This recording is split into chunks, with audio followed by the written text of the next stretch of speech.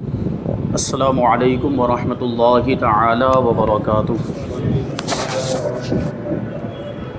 نحمده ونصلي ونسلم على رسوله الكريم اما بعد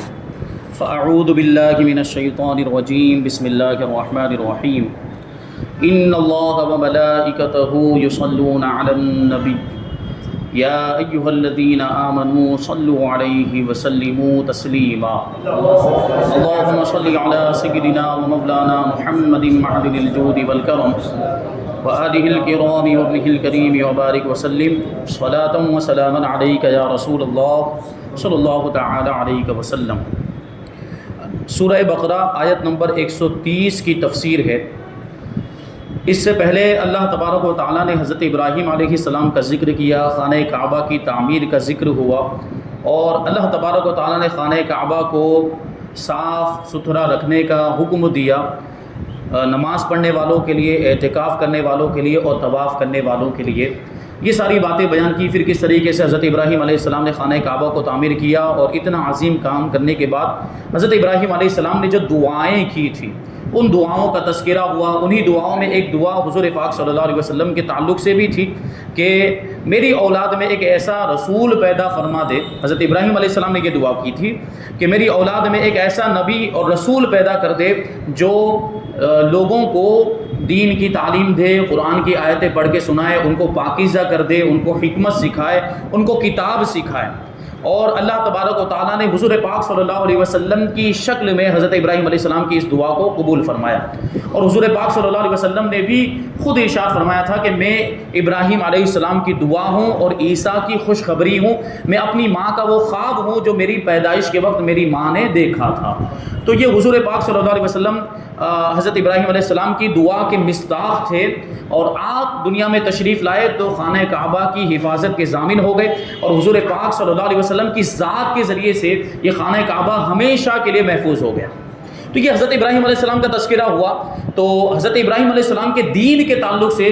اور ان کے مذہب اور ملت کے تعلق سے اللہ تبارک و تعالیٰ آیت نمبر 130 میں ارشاد فرماتا ہے وَمَن يَرْغَبُ عَن مِّلَّةِ إِبْرَاهِيمَ إِلَّا مَن صَفِحَ نَفْسَهُ وَلَقَدِ اصْطَفَيْنَاهُ فِي الدُّنْيَا وَإِنَّهُ فِي الْآخِرَةِ لَمِنَ الصَّالِحِينَ۔ اور ابراہیم کے دین سے وہی منہ پھیرے گا جس نے خود کو احمق بنا رکھا ہو، یعنی جو بہت بڑا بے وقوف ہو وہی ابراہیم کے دین سے پھرے گا، اور بے شک ہم نے اسے دنیا میں چن لیا۔ یعنی حضرت ابراہیم علیہ السلام کے بارے میں اللہ ارشاد فرماتا ہے کہ ہم نے اسے یعنی ابراہیم کو دنیا میں چن لیا، یعنی نبوت اور رسالت کے منصب کے لیے چن لیا، اور بے شک وہ آخرت میں ہمارا خاص قرب پانے والوں میں سے ہے۔ یہ ظاہر سی بات، اتنا بڑا مرتبہ حضرت ابراہیم علیہ السلام کو ملا تو وہ اللہ تبارک و تعالیٰ کے قریبی جو بندے ہوتے ہیں، اللہ کے محبوب بندے، ان میں ان کا شمار، کیونکہ انبیاء کرام تو لوگوں میں، انسانوں میں سب سے افضل ان کو مقام و مرتبہ ملا ہے، اور اس میں بھی حضرت ابراہیم علیہ السلام کو تو ابو الانبیاء کا لقب بھی ملا، انبیاء کے والد، کیونکہ ان کی اولاد میں بہت سارے انبیاء کرام ہوئے۔ تو یہ شان، یہ فضیلت، اور ایک سب سے بڑی فضیلت اگر کہا جائے تو یہ جو ہے کہ کوئی بڑی بات نہ ہوگی کہ اللہ تبارک و تعالیٰ نے حضرت ابراہیم علیہ السلام کی اولاد ہی میں ہمارے آقا کو بھی مبعوث فرمایا۔ یہ سب سے بڑی فضیلت حضرت ابراہیم علیہ السلام کے لیے۔ تو یہاں پر جو یہ فرمایا جا رہا ہے کہ حضرت ابراہیم علیہ السلام کے دین سے وہی منہ پھیرے گا جو بہت بڑا بے وقوف ہوگا، تو یہاں اس کے تعلق سے فرماتے ہیں کہ علماء یہود میں، یہودیوں میں جو علماء تھے، یعنی توریت کے جاننے والے، انجیل کے جاننے والے، وہ جو علماء تھے، ان میں سے حضرت عبداللہ ابن سلام رضی اللہ تعالیٰ عنہ نے اسلام لانے کے بعد، یہ یہودیوں کے عالم تھے اور پھر حضور پاک صلی اللہ علیہ وسلم پر ایمان لے آئے۔ پہلے حضرت موسیٰ علیہ السلام پر ایمان رکھتے تھے، بنی اسرائیل کے انبیاء پر ایمان رکھتے تھے، لیکن جب نبی پاک صلی اللہ علیہ وسلم نے نبوت کا اعلان فرمایا اور حضرت عبداللہ ابن سلام نے حضور پاک صلی اللہ علیہ وسلم سے ملاقات کی، حضور کی بارگاہ میں حاضر ہوئے، تو ان کی زبان سے یہ جملہ نکلا تھا کہ محمد صلی اللہ علیہ وسلم کا جو چہرہ ہے یہ کسی جھوٹے کا چہرہ ہو ہی نہیں سکتا، یہ جو بھی کہہ رہے ہیں وہ سچ ہے۔ پھر کلمہ پڑھ کے مسلمان ہو گئے۔ اب اسلام لانے کے بعد حضرت عبداللہ ابن سلام اپنے دونوں بھتیجوں کو، ان کے دونوں بھتیجوں میں سے ایک کا نام مہاجر تھا اور دوسرے کا نام سلمہ تھا، ان کو انہوں نے اسلام کی دعوت دی کہ تم بھی اسلام قبول کر لو رشتہ داری کی وجہ سے، اور ان سے فرمایا کہ تم کو معلوم ہے کہ اللہ تعالیٰ نے توریت میں فرمایا ہے کہ میں اولاد اسماعیل میں ایک نبی پیدا کروں گا جس کا نام احمد ہوگا، جو ان پر ایمان لائے گا وہ کامیاب ہے، اور جو ایمان نہ لائے گا وہ ملعون ہے، یعنی اس پر اللہ اور اس کے فرشتوں تمام لوگوں کی لعنت ہے۔ تو ظاہر سی بات ہے کامیابی حضور پاک صلی اللہ علیہ وسلم پر ایمان لانے کے اندر ہی، اسلام میں ہی سب سے بڑی کامیابی ہے۔ تو حضرت عبداللہ ابن سلام نے اپنے بھتیجوں کو یہ نصیحت کی اور ان کو اسلام کی دعوت دی، تو کیا ہوا؟ تو یہ سن کر سلمہ جو تھا وہ تو ایمان لے آیا، لیکن مہاجر نام کا جو ان کا بھتیجا تھا اس نے اسلام قبول کرنے سے انکار کر دیا۔ اس پر اللہ تعالیٰ نے یہ آیت نازل فرمائی اور ظاہر فرما دیا کہ جب حضرت ابراہیم علیہ السلام نے خود اس رسول معظم صلی اللہ علیہ وسلم کے مبعوث ہونے کی دعا فرمائی، تو جو ان کے دین سے پھرے وہ حضرت ابراہیم علیہ السلام کے دین سے بھی پھر گیا۔ جو حضور کے دین کو نہ مانے، جو حضور کی پیروی نہ کرے، جو حضور کی تصدیق نہ کرے، پھر وہ لاکھ دعویٰ کرتا رہے کہ وہ حضرت ابراہیم علیہ السلام کے دین کی پیروی کرنے والا ہے، وہ حضرت ابراہیم علیہ السلام کا ماننے والا ہے، اور وہ حضرت ابراہیم علیہ السلام کی چاہنے والوں میں سے ہے، تو اس کا یہ دعویٰ جھوٹا ہے۔ کیونکہ اگر وہ واقعی حضرت ابراہیم علیہ السلام کا ماننے والا ہوتا، ان کے دین کی پیروی کرنے والا ہوتا، تو وہ حضور کی بھی تصدیق کرتا، وہ حضور کو بھی مانتا، کیونکہ حضور تو حضرت ابراہیم علیہ السلام کی دعا کا نتیجہ۔ حضرت ابراہیم علیہ السلام نے تو حضور کے لیے دعا فرمائی تھی، تو جو حضور کو نہ مانے وہ حضرت ابراہیم کو بھی ماننے والا نہیں ہے۔ اس میں یہود و نصارہ اور مشرکین عرب پر اشارتاً کلام ہے، جو اپنے آپ کو فخر کے طور پر حضرت ابراہیم علیہ السلام کی طرف منسوب کرتے تھے، اپنے آپ کو کہتے تھے کہ ہم حضرت ابراہیم علیہ السلام کی اولاد میں سے ہیں۔ یہود و نصارہ کہتے تھے کہ ہم حضرت ابراہیم علیہ السلام کے دین پر ہیں، ان کے ماننے والے ہیں۔ یہ اشارتاً ان کی طرف جو ہے کہ یہ بات کو منسوب کیا گیا کہ جب یہ لوگ دین ابراہیمی سے پھر گئے تو پھر ان کی عظمت و شرافت کہاں رہی؟ یعنی جو یہ دعویٰ کرتے تھے کہ ہم حضرت ابراہیم علیہ السلام کے دین کے ماننے والے، اس لیے ہمیں یہ بہت بڑی فضیلت حاصل ہے، ہم تو بہت عزت والے ہیں اور بہت شرافت والے ہیں، تو جب حضور کی ہی تصدیق نہ کی تو حضرت ابراہیم علیہ السلام کو ماننے کا جو دعویٰ ہے وہ بھی درست نہ ہوا، اور پھر جو بھی وہ عزت و شرافت کے اور مرتبے فضیلت کے جو دعوے کرتے ہیں ان کے دعوے وہ جھوٹے ثابت ہو گئے، اور ان کی یہ ساری فضیلتیں اور ساری شرافتیں ختم ہو گئی، کیونکہ ساری فضیلتیں اور شرافتیں تو حضور کے قدموں میں رکھی گئی ہیں۔ یہ بھی معلوم ہوا کہ سچے دین کی پہچان یہ ہے کہ وہ سلف صالحین کا دین ہو، یعنی بزرگان دین کا جو دین ہو، جو مذہب ہو، جو بزرگان دین نے سلف صالحین نے جس کو اختیار کیا وہی سچا مذہب ہوتا ہے، اور یہ حضرات ہدایت کی دلیل ہے، یعنی بزرگان دین سلف صالحین یہ ہدایت کی دلیل ہیں۔ اسی طرح جو اسلام کے اندر ہم دیکھ لیں، حضور پاک صلی اللہ علیہ وسلم کے بعد آج تک 1450 سال کا تقریباً زمانہ گزر چکا ہے، تو ہم یہی بات تو کہتے ہیں کہ جو سلف صالحین جس مسلک پر رہے، بزرگان دین جس مذہب پر رہے، وہی سچا دین ہے اور وہی اہل سنت و جماعت ہے۔ یہ بات تو پہلے بھی بتائی جا چکی تھی کہ اہل سنت و جماعت میں سارے اولیاء کرام دیکھ لیں آپ تو سب کا تعلق اہل سنت و جماعت ہی سے تھا، تمام صحابہ کرام اہل سنت و جماعت سے، تمام تابعین، تبع تابعین، اولیاء کرام جتنے بھی لے لیں سب کا تعلق اہل سنت و جماعت سے تھا۔ وہابیوں میں، دیوبندیوں میں کوئی اللہ کا ولی نہیں ہوا ہے، یہ بات ثابت کر کے دکھا دیں۔ تو یہ دیکھیں کہ سارے اولیاء کرام، غریب نواز، غوث پاک، یہ سب جو ہیں اہل سنت سے تعلق رکھتے ہیں۔ تو یہ جو بزرگان دین ہیں یہ حقانیت کی دلیل، اللہ تعالیٰ نے حقانیت اسلام کی دلیل یہاں دی کہ وہ ملت ابراہیمی ہے، یعنی حضرت ابراہیم علیہ السلام کا جو دین ہے وہ حق ہے، اور حضور پاک صلی اللہ علیہ وسلم نے بھی آ کے ارشاد فرمایا کہ میں ابراہیم کے دین پر ہی ہوں۔ حضرت ابراہیم علیہ السلام کی جو شریعت تھی وہی شریعت حضور پاک صلی اللہ علیہ وسلم کے کچھ احکام میں تبدیلی ہوئی، کیونکہ جو جتنے بھی انبیاء کرام آئے اور دنیا میں آنے کے بعد جس دین کی انہوں نے، جس مذہب کی تبلیغ کی، ان سارے دین اور سارے مذاہب کو اسلام ہی کہا جائے گا۔ جتنے بھی انبیاء کرام، سب جو بھی شریعتیں تھیں اور جو بھی مذاہب اور جن کی انہوں نے تبلیغ کی وہ سب دین اسلام ہی تھے، تو حضرت ابراہیم علیہ السلام کا دین بھی دین اسلام ہی ہے۔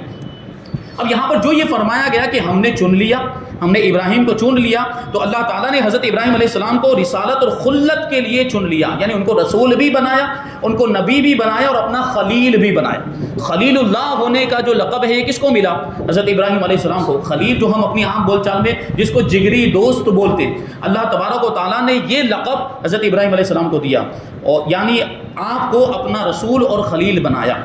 آگے اللہ تبارک و تعالیٰ ارشاد فرماتا ہے آیت نمبر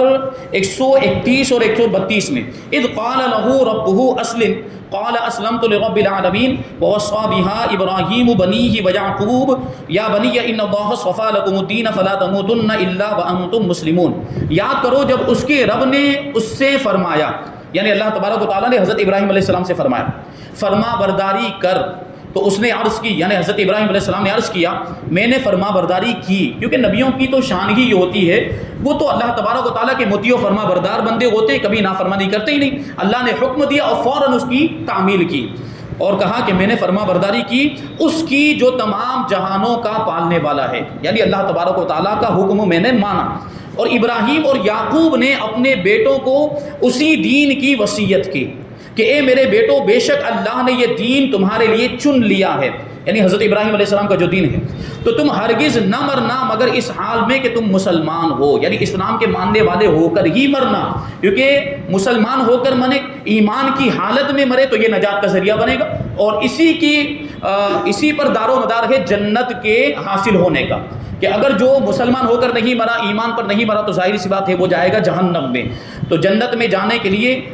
اسی مذہب پر ہونا ضروری۔ حضرت ابراہیم اور حضرت یعقوب علیہ السلام نے اپنی اولاد کو دین حق پر ثابت قدمی کی وصیت فرمائی،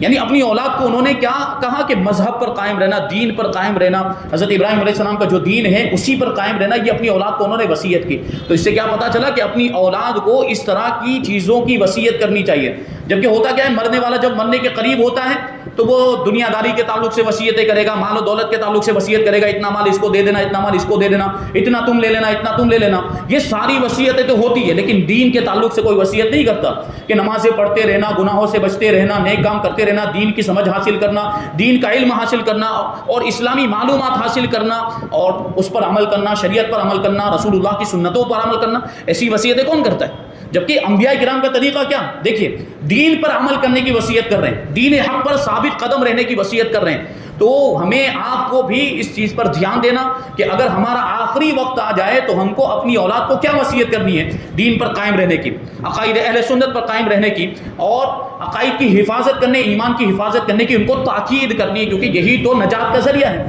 یہ مال و دولت تو یہیں پر رہ جائے گا، یہ دنیا داری یہ سب یہیں پر رہ جائے گی، جو کچھ کام آئے گا وہ کیا کام آئے گا؟ ہمارے اعمال کام آئیں گے، اور ایمان کے ساتھ گئے ہوں گے تو جو عمل کیے وہ فائدہ دیں گے، اور اگر ایمان کے ساتھ ہم نہیں گئے تو چاہے جتنی بھی نمازیں پڑھی ہوں وہ سب ہمارے منہ پر مار دی جائے گی۔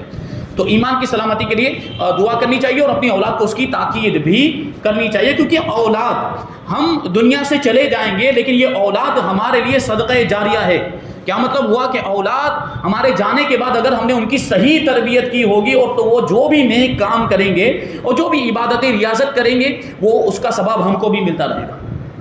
تو وہی فرماتے ہیں کہ اس سے معلوم ہوا کہ والدین کو صرف مال کے بارے میں ہی وصیت نہیں کرنی چاہیے، بلکہ اولاد کو عقائد صحیحہ، اعمال صالحہ یعنی نیک اعمال، دین کی عظمت، دین پر استقامت یعنی دین پر قائم رہنا، نیکیوں پر مداومت یعنی ہمیشہ نیکیاں کرنا، اور گناہوں سے دور رہنے کی وصیت بھی کرنی چاہیے۔ اولاد کو دین سکھانا اور ان کی صحیح تربیت کرتے رہنا یہ والدین کی ذمہ داری ہے، ماں باپ کی ذمہ داری کہ اولاد کی صحیح تربیت کرے، کیونکہ والدین کو اولاد کا حاکم بنایا گیا، اولاد کو ان کے ماتحت کر دیا گیا، اور جو بھی ذمہ دار ہوتا ہے اس کو اس کے ماتحتوں کے بارے میں پوچھا جائے گا، یعنی اولاد کے بارے میں والدین سے پوچھا جائے گا، بیوی کے بارے میں شوہر سے پوچھا جائے گا، اگر کوئی بادشاہ ہے تو اس کی رعایا کے بارے میں اس سے پوچھا جائے گا کہ تو نے اپنی رعایا کے تعلق سے شریعت کے حکم کی پابندی کی کہ نہیں کی۔ باپ سے پوچھا جائے گا، ماں سے پوچھا جائے گا کہ اپنی اولاد کی تم نے صحیح تربیت کی تھی کہ نہیں کی تھی، اور شوہر سے پوچھا جائے گا کہ تو نے اپنی بیوی کو شریعت کے دائرے میں اور اسلام کے احکام پر اس سے عمل کروایا کہ نہیں کروایا۔ یہ ساری چیزیں پوچھی جائے گی، جیسا کہ حضرت انس رضی اللہ تعالیٰ عنہ سے روایت ہے، نبی کریم صلی اللہ علیہ وسلم نے ارشاد فرمایا کہ اپنی اولاد کے ساتھ نیک سلوک کرو اور انہیں اچھے ادب سکھانے کی کوشش کرو، یعنی ان کی اچھی تربیت کرو۔ حضرت عبداللہ ابن عمر رضی اللہ تعالیٰ عنہما نے ایک شخص سے فرمایا اپنے بچوں کی اچھی تربیت کرو، کیونکہ تم سے تمہاری اولاد کے بارے میں پوچھا جائے گا کہ تم نے اس کی کیسی تربیت کی اور تم نے اسے کیا سکھایا۔ حضرت ایوب بن موسیٰ رضی اللہ تعالیٰ عنہ اپنے والد سے اور وہ اپنے دادا سے روایت کرتے ہیں کہ رسول اللہ صلی اللہ علیہ وسلم نے ارشاد فرمایا کہ کسی باپ نے اپنے بچے کو ایسا عطیہ نہیں دیا جو اچھے ادب سے بہتر ہو۔ کیا مطلب ہوا کہ باپ کا اپنی اولاد کے لیے سب سے بہترین تحفہ اگر کوئی ہے تو وہ اچھی تربیت ہے۔ ہم خوب مال چھوڑ کر چلے جائیں، ہم خوب دولت چھوڑ کر چلے جائیں، دکان مکان جائیداد وغیرہ سب کو چھوڑ کر جائیں، لیکن اس کو بہتر نہیں فرمایا جا رہا ہے۔ بہتر کس چیز کو فرمایا جا رہا ہے؟ اچھی تربیت کو۔ اگر ہم نے اولاد کی اچھی تربیت کی ہوگی تو یہ ہمیں آخرت میں بھی کام آئے گی۔ مفتی احمد یارقہ نعیمی رحمۃ اللہ تعالی علیہ فرماتے کہ اچھے ادب سے مراد بچے کو دیندار، متقی، پرہیزگار بنانا ہے۔ اولاد کے لیے اس سے اچھا عطیہ اور تحفہ کیا ہو سکتا ہے کہ یہ چیز دین اور دنیا میں کام آتی ہے. یعنی اگر اولاد نیک بن گئی تو دنیا میں بھی کام آئے گی. ظاہر سی بات ہے اگر اولاد کی صحیح تربیت کی تو ماں باپ کی فرما برداری کرے گی کہ نہیں؟ اولاد کہاں مانے گی؟ بیٹا ہے اگر اس کی صحیح تربیت کی، اسلام کی معلومات دی اس کو اور صحیح تعلیم دی تو ماں باپ کا کہاں مانے گی؟ جو بیٹا ہے وہ ماں باپ کا ادب بھی کرے گا، ماں باپ کا احترام کرے گا. جبکہ صحیح تربیت نہیں ہو پاتی تو ہم کیا دیکھتے ہیں؟ طرح طرح کے معاملات یہ پیش آتے ہیں کہ اولاد ماں باپ کی نافرمانی کرتی ہیں. بسا اوقات گالی گلوچ تک معاملات پہنچ جاتے ہیں کہ اولاد اتنی نافرمان ہو جاتی ہے کہ ماں باپ کو کبھی گالی بھی دے دیا. خاص طور پر جب اس وقت جب ماں باپ بوڑھے ہو جاتے ہیں، جب ان کو اولاد کی سب سے زیادہ ضرورت ہوتی ہے، اسی وقت اولاد ماں باپ کو چھوڑ کر چلی جاتی ہے. جبکہ اس وقت اور زیادہ ماں باپ کا دھیان رکھنا چاہیے، اور زیادہ ان کا ادب و احترام کرنا چاہیے، اور زیادہ ان کی ضرورتوں کو پورا کرنے کی کوشش کرنی چاہیے، زیادہ سے زیادہ ان کی خدمت کرنی چاہیے کہ ماں باپ کی خدمت یہ جنت میں جانے کا ذریعہ ہے. تو یہ چیز جو ہے ہمارے یہاں آج جو ہے کہ مفقود ہوتی جا رہی ہے کہ ماں باپ کا کہاں نہیں مانا جاتا، ماں باپ کی نافرمانی کرتے، یہاں تک کہ بسا اوقات تو ماں باپ پر ہاتھ بھی اٹھا دیتے ہیں. اولاد میں کچھ ایسے بھی سرکش قسم کے بدبخت ہوتے ہیں جو ماں باپ کو مارتے پیٹتے بھی ہیں، اللہ کی پناہ. جبکہ قرآن مجید کے اندر ماں باپ کو اف کہنے سے بھی منع فرمایا گیا. وَلَا تَقُلْ لَهُمَا اُفٍّ وَلَا تَنْهَرْهُمَا وَقُلْ لَهُمَا قَوْلًا كَرِيمًا کہ ماں باپ کو اف بھی مت کہنا. یعنی ایسا وغیرہ جو الفاظ ہم اپنی زبان میں بولتے ہیں، یعنی تکلیف کے ناگواری کے اظہار کے لیے کہ ماں باپ نے کوئی بات کہی تو ہم کو وہ ناگوار گزری، پسند نہیں آئے تو ہم کہتے ہیں یا اس طرح کے ایسے الفاظ ہم بول دیتے ہیں. یہ تو اف مثال کے طور پر کہا گیا، تو ہماری زبان سے یہ اف وغیرہ بھی نہیں نکلنا چاہیے. اور آگے کیا فرماتا ہے اللہ تبارک و تعالیٰ کہ ان کو ہرگز جھڑکنا مت. ماں باپ کو جھڑکنا بھی نہیں ہے. اور ان سے بات کیسے کرنی؟ نرمی کے ساتھ بات کرنی ہے کہ ان کو بالکل بھی تکلیف نہ ہو کسی بھی طرح کی، اور ان کے دل پر کچھ بھی ہماری باتیں وغیرہ ناگوار نہیں گزرنی چاہیے. جبکہ یہاں تو کیا ہوتا ہے گالی گلوچ بھی دے دی جاتی اور مار پیٹ تک کے معاملات پہنچ جاتے ہیں. ان کو اپنے انجام پر غور کرنا چاہیے. جنہوں نے یہ عمل کیا ان کا انجام اللہ تبارک و تعالیٰ ہی بہتر جانتا ہے کہ کیسا ان کا انجام ہوگا. تو مفتی احمد یار خواہ فرماتے ہیں کہ یہ سب سے بہترین عطیہ ہے، اور یہ چیز یعنی اچھی تربیت یہ دنیا میں بھی کام آتی کہ اولاد فرما برداری کرتی، خدمت کرتی، اور آخرت میں تو کام آنی ہی آنی ہے. ماں باپ کو چاہیے کہ اولاد کو صرف مالدار بنا کر دنیا سے نہ جائیں، انہیں دیندار بنا کر جائیں، جو خود انہیں بھی قبر میں کام آئے کہ زندہ اولاد کی نیکیوں کا ثواب مردہ کو قبر میں ملتا ہے. اولاد جو نیک کام کرے گی تو ماں باپ کو اس کا ثواب قبر میں ملے گا. نیز وفات کے وقت اپنی اولاد کو صحیح عقائد اور نیک اعمال کی وصیت کرنا ہمارے بزرگان دین کا طریقہ رہا ہے. چنانچہ حضرت عطا رضی اللہ تعالیٰ عنہ فرماتے ہیں کہ میں صحابی رسول حضرت ولید بن عبادہ بن صامت رضی اللہ تعالیٰ عنہما سے ملا اور ان سے پوچھا کہ آپ کے والد نے وصال کے وقت آپ کو کیا وصیت فرمائی؟ تو حضرت ولید رضی اللہ تعالیٰ عنہ نے فرمایا کہ میرے والد نے مجھے بلا کر فرمایا کہ اے بیٹے، اللہ تعالیٰ سے ڈر، اور یہ بات جان لے کہ تو اللہ تعالیٰ سے اس وقت تک ڈرنے والا نہیں بنے گا جب تک اللہ تعالیٰ پر اور ہر خیر و شر کے اللہ تعالیٰ کی طرف سے مقدر ہونے پر ایمان نہ لائے گا. یعنی اللہ کا تقویٰ تیرے اندر کب آئے گا؟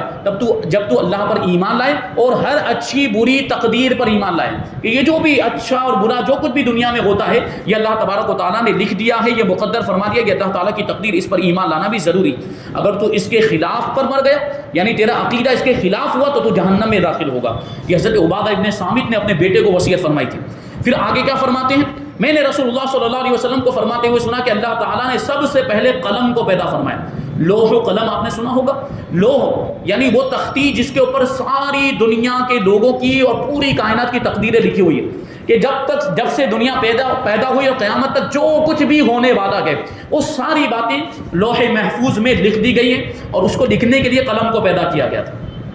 اب یہ قلم اور لوح محفوظ کی کیا کیفیت ہے ہم اس کو بھی دنیا میں نہیں بتا سکتے. جب دیکھیں گے تو پتہ چلے گا کہ وہ کس کیفیت میں، کتنا وہ چھوٹی بڑی ہے، وہ کتنی. یعنی اب سوال یہ بھی تو پیدا ہوتا ہے کہ کائنات جب سے پیدا ہوئی اور قیامت تک کتنے سارے لوگ، لاکھوں کروڑوں لوگ آئے، کتنی مخلوقات اور ساری چیزیں، سب معاملات کو لوح محفوظ پر اس میں کتنی وسعت ہوگی کہ یہ ساری چیزیں اس میں جو ہے کہ سما گئی. تو اللہ تبارک و تعالیٰ کی قدرت کاملہ میں کوئی شک ہو سکتا ہے؟ نہیں ہو سکتا. اللہ تبارک و تعالیٰ تو ایک چھوٹے سے کاغذ کے ٹکڑے میں بھی پوری کائنات کی تقدیر لکھ سکتا ہے. یہ ہمارا ایمان اور عقیدہ.